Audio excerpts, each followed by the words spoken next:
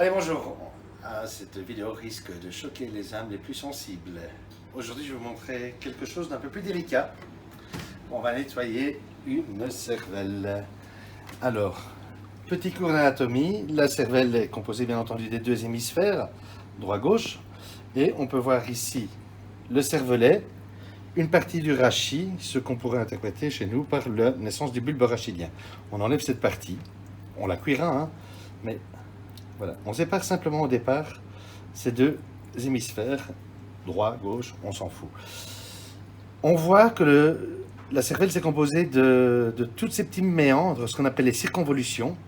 Et alors, sous un fin filet d'eau froide, on va simplement attraper cette membrane. Et cette membrane qu'on est en train d'enlever, c'est ça les méninges. Donc les méninges, le rôle est simplement, c'est quoi? C'est de protéger l'ensemble, et voilà. Et on va poursuivre comme ça, entre chaque. Ensuite, on fera des pares eau froide, du sel, du poivre, un peu de citron ou un peu de vinaigre pour garder quelque chose de blanc. Et alors, vous coupez à la première ébullition, vous laissez refroidir dans son jus de cuisson. Et vous avez une cervelle parfaitement cuite. Vous voyez qu'une fois que ça commence déjà à être nettoyé, on a quelque chose de tout à fait satisfaisant au niveau du résultat. Bon, ben on se revoit bien vite une fois que ce sera tout nettoyé. Salut! La bonne cervelle, c'est pour les clients.